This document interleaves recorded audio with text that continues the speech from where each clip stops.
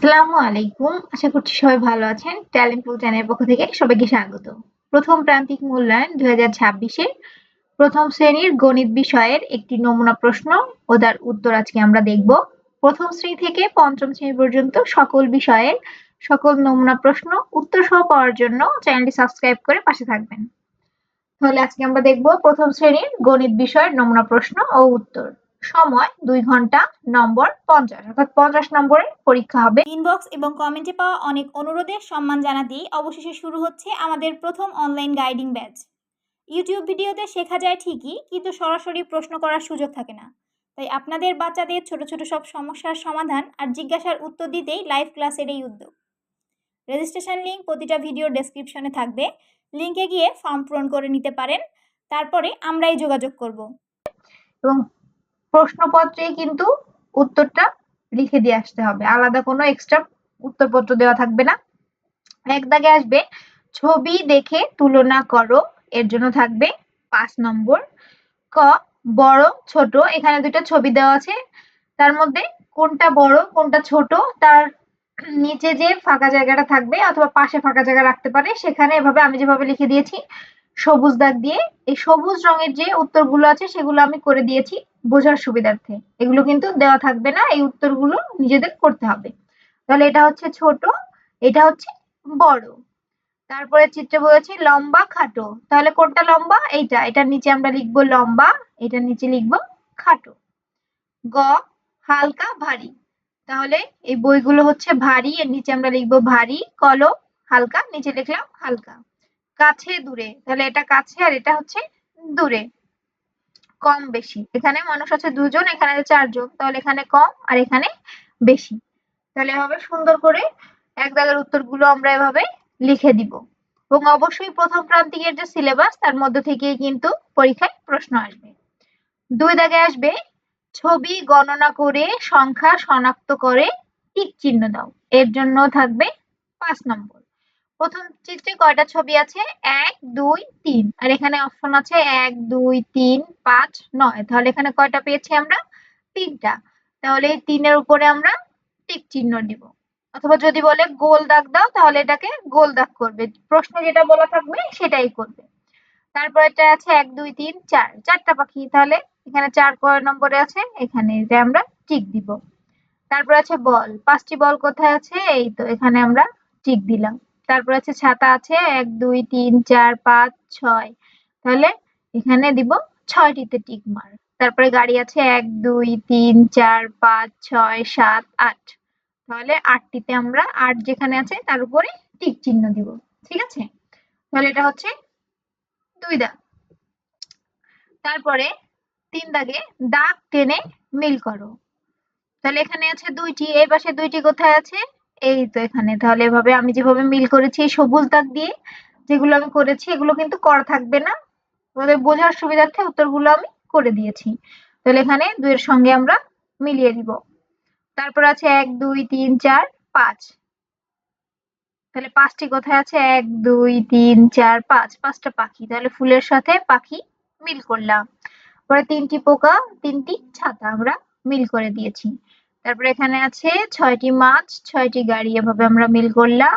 একটি জিরাফ, আর এখানে একটি কি আছে? একটি ঘর, তাহলে এখানেও 1 এখানেও 1, এটা আমরা মিল করে দিব।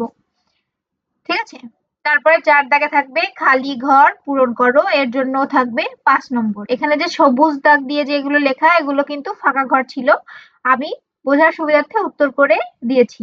1 আর 3, মাঝখানের ফাঁকা ঘরে কি হবে? 2, তাহলে এখানে আমরা লিখবো 2।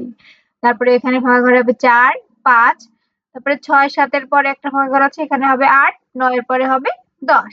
খুব সুন্দর করে লিখবে যাতে কোনো ভুল না যায়, ভুল গিয়ে কিন্তু নম্বর কাটা যাবে। 5 দাগে ক্রমে সাজাও, ছোট থেকে বড় অথবা বড় থেকে ক্রমে সাজানো, অর্থাৎ এখানে সাজানো আছে, এটা কি ছোট থেকে বড় সাজানো আছে নাকি বড় থেকে ছোট সাজানো আছে? তাহলে আমরা এখানে দেখি 2 4 6 8 10, আস্তে আস্তে কি ছোট থেকে বড়র দিকে, তাহলে এখানে আমরা লিখবো ছোট থেকে বড়। তারপরে আছে 10 7 4 3 0, এটা কি হয়েছে? বড় থেকে আস্তে আস্তে ছোটর দিকে গিয়েছে, তাহলে আমরা লিখবো বড় থেকে ছোট। তারপরে 1 3 5 7 9, এটা ছোট থেকে বড়। তারপরে আছে 8, 6, 4, 2, 1 এটা বড় থেকে ছোট সাজানো হয়েছে। 10, 9, 6, 5, 3 এটাও বড় থেকে ছোট। এভাবে পাশে যে সংখ্যাগুলো সাজানো আছে সেটা কিভাবে সাজানো আছে সেটা আমরা লিখে দিব। 6 দাগে আসবে যোগ করো। তাহলে 5 যোগ 3 কত হবে? 5 এর পর থেকে আমরা গুণে থাকি অথবা 5টির সাথে আরো 3টি যোগ করি। 5 এর পর 6, 7, 8, 5 আর 3 8। তারপরে 9 আর 1 10, 4 আর 1 যোগ করলে হয় 5, 7 এর সাথে 0 যোগ করলে 7। ঠিক আছে? এভাবে 6 দাগে যোগ আসবে, যোগগুলো আমরা সুন্দর করে উত্তর করে দিব।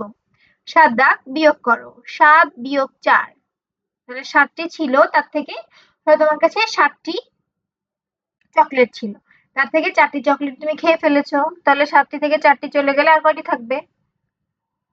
5, 6, 7 3টি। 4 এর পর থেকে 3 ঘর গুনতে পারো। 4, 5, 6, 7 4 আছে কত হলে 7 হবে। 4, 5, 6, 7 ঠিক আছে। 6 থেকে শূন্যটা 6টি ছিল, তার থেকে তুমি একটিও খাওনি, তাহলে 6টি থেকে যাবে। তাহলে 8টি থেকে 4টি বিয়োগ করলে থাকবে 4টি। 10 বিয়োগ 2 সমান কত? 8। 2 আছে কত হলে 10 হবে? 8 হলে। ঠিক আছে? তবে হিসাব করে সুন্দর করে বিয়োগগুলো করে দিবে। 8 দাগে আসবে চিত্র দেখে আকৃতির নাম লিখো। এর জন্য থাকবে 5 নম্বর। প্রথমে যে চিত্রটি আঁকা আছে এটা কি চিত্র? 3 কোণ আকৃতি। তাহলে নিচে আমরা লিখে দিব 3 কোণা আকৃতি। তার পাশে আছে 4 কোণ আকৃতি। তাহলে এটা আমরা লিখব 4 কোণা আকৃতি। এভাবে সুন্দর করে লিখে দিবে। তারপর 9 এবং 10 এ থাকবে দুইটি লেখা অঙ্ক থাকবে, একটি যোগ এবং একটি বিয়োগ। এখানে আমি দিয়েছি 6টি লাল আপেল ও 2টি সবুজ আপেল আছে। এখানে মোট কতটি আপেল আছে? তাহলে আমরা কিভাবে উত্তর লিখতে পারি? লাল আপেল আছে 6টি, সবুজ আপেল আছে 2টি, মোট আপেল আছে 6 আর 2 যোগ করলে কত হয়? 6, 7, 8 8টি। উত্তর 8টি। 10 দাগ 5টি পাখি থেকে 3টি পাখি চলে গেলে কয়টি পাখি থাকবে? তাহলে আমরা লিখতে পারি পাখি ছিল 5টি, চলে গেল 3টি, অতএব পাখি থাকলো কয়টি? 3 আছে কত হলে 5 হবে? 3, 4, 5 2টি। তাহলে উত্তর 2টি। তো এই হচ্ছে মোট আমাদের 50 নম্বরের পরীক্ষা। অবশ্যই প্রথম প্রান্তিকের যে সিলেবাস তার মধ্যে থেকেই কিন্তু পরীক্ষায় প্রশ্ন আসবে এবং আমাদের উত্তর করে দিয়ে আসতে হবে। তো প্রথম প্রান্তিক মূল্যায়ন 2026 সকল বিষয়ের নমুনা প্রশ্ন ও উত্তর পাওয়ার জন্য চ্যানেলটি সাবস্ক্রাইব করে পাশে থাকবেন। আর কারো কোনো বিষয় কিছু যদি জানার থাকে বা বুঝতে অসুবিধা হয় অবশ্যই আমাকে কমেন্ট করে জানাবেন। আজ এই পর্যন্তই। আল্লাহ হাফেজ।